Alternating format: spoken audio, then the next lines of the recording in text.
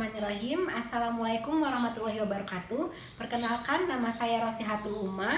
Saya dari Fakultas Farmasi dan Sains Universitas Muhammadiyah Profesor Dr. Hamka. Di sini saya akan mengedukasi terkait antibiotik untuk memenuhi ujian akhir semester mata kuliah Komunikasi, Informasi dan Edukasi kelas 6C. Selamat menonton. Baik teman-teman, di sini saya sudah memiliki poster tentang antibiotik. Dengan judul poster, antibiotikmu tidak dihabiskan. Apa sih antibiotik ini? Antibiotik itu suatu kelompok obat yang digunakan untuk mengatasi dan mencegah infeksi bakteri. Obat ini bekerja dengan membunuh atau menghentikan perkembangan biak bakteri yang ada di dalam tubuh kita. Teman-teman di sini pasti sering kan kalau lagi sakit perut atau diare, batuk, pilek, langsung nih kita ke warung beli obat gitu kan, beli amoxicillin. Amoxicillin kan antibiotik ya teman-teman. Nah, amoxicillin itu harus digunakan dengan resep dokter, tidak boleh asal menggunakan obat. Nah, di sini sebenarnya ada obat nih, amoxicillin. Amoxicillin di sini sudah tertera dengan resep dokter. Jadi kita harus beli itu harus dengan resep dokter, tidak boleh asal beli langsung ke warung. Bu, saya mau beli amoxicillin karena saya diare gitu. Itu tidak boleh. Nah, apabila kita menggunakan antibiotik ini dengan resep dokter, antibiotik dengan resep dokter pasti dokter sudah bilang kan dengan kita antibiotiknya ini dihabiskan ya selama seminggu atau berapa hari itu harus kita habiskan, karena antibiotik ini apabila penggunaannya terlalu berlebih, penggunaannya tidak sesuai dengan resep dokter. Nah, apabila penggunaannya juga tidak dihabiskan, itu akan mengakibatkan resistensi antibiotik. Apakah kalian tahu apa tuh resistensi antibiotik? Tidak.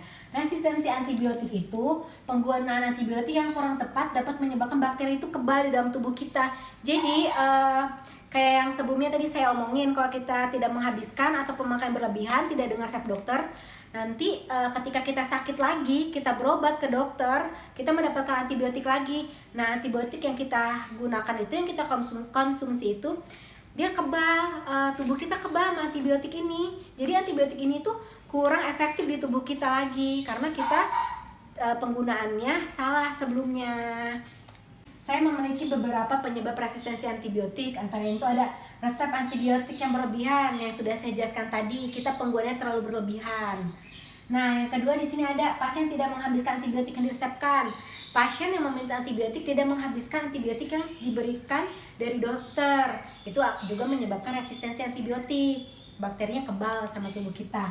Nah, kemudian di sini ada tidak seharusnya antibiotik digunakan untuk agrikultur. Kalian tahu nggak sih agrikultur itu apa? Jadi agrikultur itu ya pasti kayak penggunaan pada pertanian. Kita menggunakan pupuk-pupuk kita itu ditambah antibiotik biar tumbuhnya subur atau biar sehat tuh si tanaman. Itu tidak boleh digunakan antibiotik.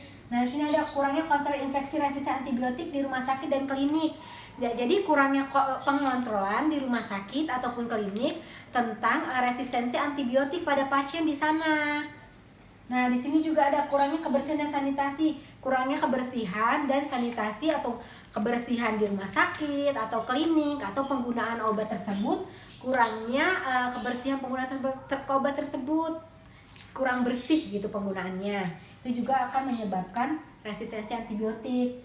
Nah, di sini kurang cepatnya tes laboratorium. Kurang cepatnya tes laboratorium ini kan kita pengecekan tuh terhadap obat. Nah, itu resistensi atau tidak tuh obat tersebut.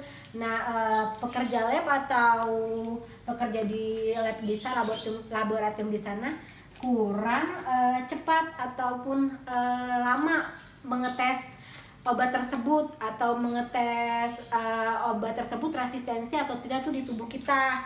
Nah, itu di sini ada beberapa penyebab resistensi antibiotik yang sudah saya jelaskan.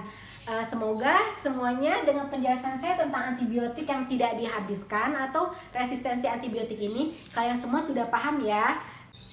Baik teman-teman, kurang dan lebihnya hanya ini yang saya bisa jelaskan tentang antibiotik.